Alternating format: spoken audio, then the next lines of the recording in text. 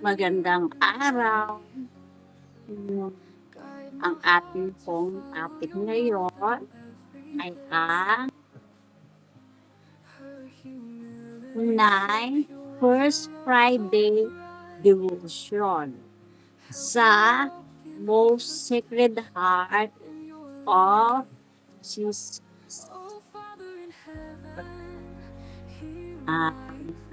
Ito ang sabi ng ating Panginoon kay Saint Margaret Mary Alacoque sa pagpapakita niya sa Sacred Heart.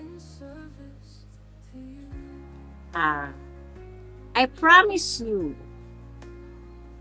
in the excessive mercy of my heart, that my all-powerful love will grant to all those who receive Holy Communion on the first Friday for 9 consecutive months the grace of final first repentance. They shall not die in my disgrace, nor without receiving the sacraments. My divine heart shall be their safe refuge in that last moment. So, alam mo na po naman natin na itong ating buhay ay mayroong hangganan. So, dito po nagpa-promise ang Sacred Heart kay Saint Margaret Mary Alacoque ng grace and mercy kung sino man ang magre-receive ng Holy Communion tuwing first Friday of the month for 9 consecutive months. Ayun po. So, pag-receive ng Holy Communion, ibig sabihin, magsisimba.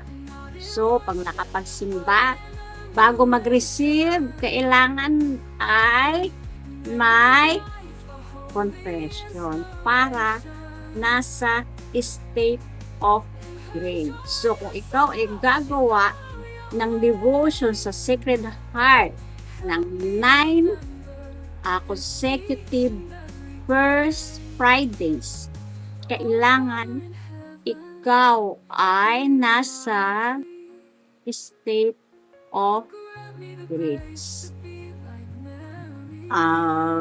Ito ang requirements. So, ang promise po nito ay ang final perseverance. So, sa ating pagkamatay, sa ating death, ay tatanggapin tayo ng ating Panginoon. Ito ang requirements. Number 1, attend Holy Mass tuwing 9 consecutive first Friday. So, baka naman taga-attend nga kayo ng first Friday pero hindi kayo nagsisimba ng linggo. Hindi pwede ang ganon. Tuwing hindi kayo nagsisimba ng linggo at pistang pangilin, ito ay nakakakumit kayo ng mortal sin kung walang importanteng dahilan. Kung mag-a-attend ng 9 first Fridays, kailangan tuwing linggo ay nagsisimba. Baka naman first Friday lang. Kailangan ang Sunday Mass. Good po. Number 2, receive communion. So, pag nakapag-misa po ng Holy Mass, magre-receive ng Holy Communion, hindi yung diretso ka na mag-receive ng Holy Communion, dadating ka, Holy Communion na. Magre-receive ka na.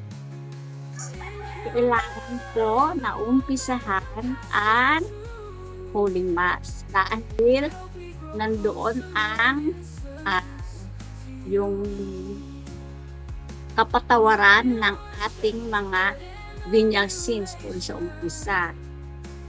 Ayun. So, number 3, go to confession. At pag nakapag-receive na ng nakatapos ng Holy Mass, kailangan pa ng 15 minutes meditation. So, hindi pa uuwi. Kailangan mag-stay ka pa ng 15 minutes meditation. So, hindi kailangan mag-spray ka. Ang kailangan ay meditation. So, dito mo naman mananahimik ka at ikaw naman ang nakikinig sa ating Panginoon. So, mag-i-stare ka doon sa Blessed Sacrament. Kung walang Blessed Sacrament sa altar, basta stay ka lang doon or maghanap ka ng yun nga, tabernacle, doon sa tapat ng tabernacle, dahil nandoon ating Panginoong Jesus. Stay with 15 minutes o kahit 5 minutes upang dumaloy ang biyaya ng Panginoon. O kung alis ka agad, andyan yung biyaya, nakalis ka na. Diba? So, kailangan mag-stay kahit 5 minutes or 15 minutes upang makausap ang ating Panginoon. Ayon. At ito ang mga promises. Number 1, I will give them all of the graces necessary for their state of life. Yun. So, di ba ito? Busy ka paghahanap buhay para may mga biyaya, di ba? Nandito ang biyaya. Nasa ating Panginoon. So, pag nag-stay ka, dito dadaloy ang grace ni God. So, I will give them all the graces necessary. Lahat ng iyong pangangailangan. Lahat. Ngayon, number 2. I will establish peace in their homes. I will establish peace in their homes. So, yung di ba minsan magulong tahanan, may nag-aaway, nagbabangayan. So, magkakaroon unti-unti ng peace. Number 3, I will comfort them in all their afflictions. So, may afflictions ka, may problema ka. Di ba, iiyak ka. Punta ka sa Panginoon at susumbong ka, magsasabi ka. Hindi yung baka naman may problema ka, nandun ka sa bar, nasa sugalan, nasa inuman. Wala doon ang Panginoon. Andito siya sa simbahan, sa Blessed Sacrament, sa tabernacle, na andito siya sa tahanan ng ating Panginoon. Di ba, kung pupunta ka sa kaibigan mo, pupuntahan mo siya sa kanyang bahay. Di ba? So, nandito siya. Kung pupunta ka nga doon sa mga kasayahan, wala doon ang Panginoon. So, dito ka niya maiko-comfort sa church. Number 4, I will be their strength during life and above all during death. So, ito yung guidance ng ating Panginoon. Siya ang iyong magiging lakas sa pagtatrabaho, sa paghahanap buhay sa araw-araw. Siya at lalong-lalo na sa hour of death. Number 5, I will bestow a large blessing upon all their undertakings. So, yun nga ang sinasabi, na kung ikaw ay nasa state of grace, na kahit nagdidilig ka lamang ng halaman, ay dumadaloy na ang biyaya ng Panginoon. Kung ano man ang gawin mo, na syempre yung maganda, pag gumawa kang kasalanan, wala ka na sa state of grace, diba? So, kung ikaw ay nasa state of grace, lahat ng biyaya ay dadaloy sa iyo.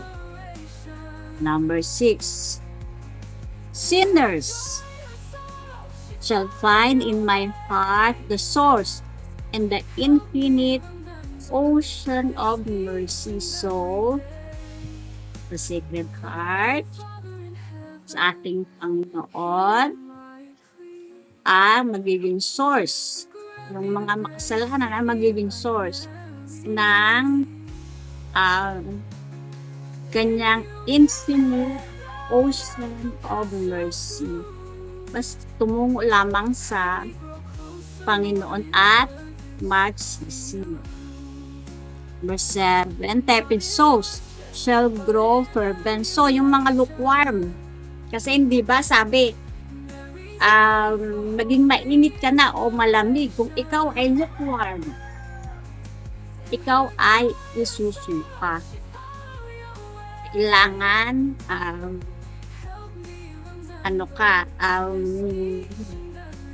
fervent. So, yun, yung mga lukewarm souls, kung gagawa ng mga devotions na ito, ay magiging fervent. Ano ba yung mga lukewarm? Katolik, binyag. Diba yung KBL, asal, binyag, libing. Doon lamang papasok ng simbahan. So, kung gagawa ka ng devotion ito, ay magiging ikaw ay fervent soul. Ayun. At ang fervent soul ay number 8, fervent souls shall quickly mount to high perfection. So, kung gagawa ka ng devotion sa Sacred Heart ng 9 consecutive Fridays, ang pananampalataya mo sa Panginoon ay titindi. So, pag ninirasin niya ang iyong puso, ang iyong pag-ibig sa Kanya, kailangan lamang lumapit. So, ayun. Number 9, I will bless every place where a picture of my heart shall be set up and honored. Ayun, yung pictures, di ba? Yung iba, minamaliit ang mga pictures. Ito, ang ating Panginoon na ang nag-akas ng kanyang picture kung nasaan ang picture ng Sacred Heart ay i-bless na. I will bless every place where a picture of my heart shall be set up and honored. So, kailangan yung picture, ipapabless nyo Ayun, para hindi ma-contaminate. So, yun, magiging source ng blessing ang pictures ng Sacred Heart. Number 10, I will give to priests the gift of touching the most hardened hearts. Yun, kung priest, kung pari naman ang gagawa ng devotion na ito, bibigyan siya ng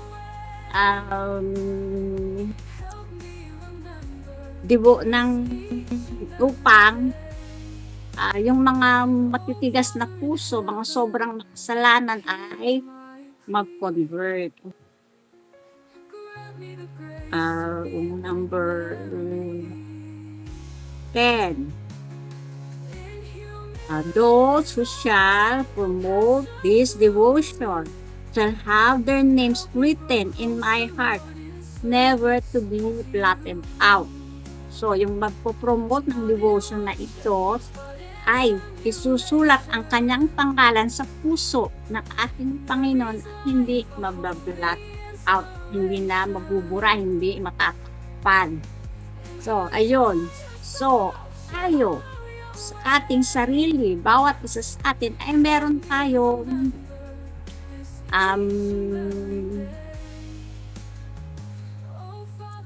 parang obligasyon na ipalaganap ang pagmamahal ng ating Panginoon. Hindi ba minsan nakakahinayang pag may nag-suicide? Bakit siya nag-suicide? Anong dahilan? Bakit? May problema siya. Kung kilala niya lamang ang ating Panginoon at alam niya na kahit sa simbahan, nasa simbahan nandoon ang ating Panginoon, may naghihintay sa kanya. Meron siyang mapupuntahan. Kung alam niya lamang, so tayo bilang child ng ating Panginoon ay kailangan nating ipalaganap. So kahit nga hindi ka magsalita, sasabihin shy ako, gano'n, di ba? Kahit naman ako shy ako. Di ba? So kahit shy, di ba? Nakita mo lamang sa iyong gawain, sa pagsisimba linggo-linggo, sa paggawa, sa charity, hindi mo kailangan magsalita. Ay maipapalaganap mo ang devotion sa Sacred Heart. So, pwedeng sa iyong kaibigan, umpisan mo sa iyong pamilya. Diba? Sa iyong pamilya, ang pagmamahal mo, ako sa mga kaibigan mo, susunod sa kapitbahay mo, at kung kakayanin pa yung pag-charity, yung paglilim mo sa mga sa mga foundation, sa mga tulungan, ayun, ang pag-charity. Yun, hinihikayat tayo ng ating Panginoon na ipalaganap ang devotion sa kanyang Sacred Heart.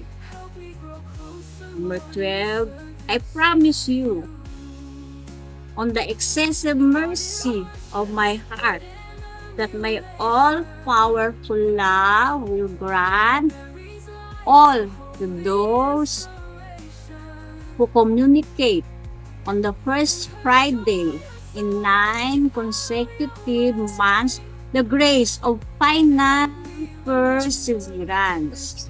They shall not die in my disgrace, nor without receiving the sacraments. My divine heart shall be their safe refuge in the last moment. So ito na po yung talagang pinaka-promise ng Sacred Heart.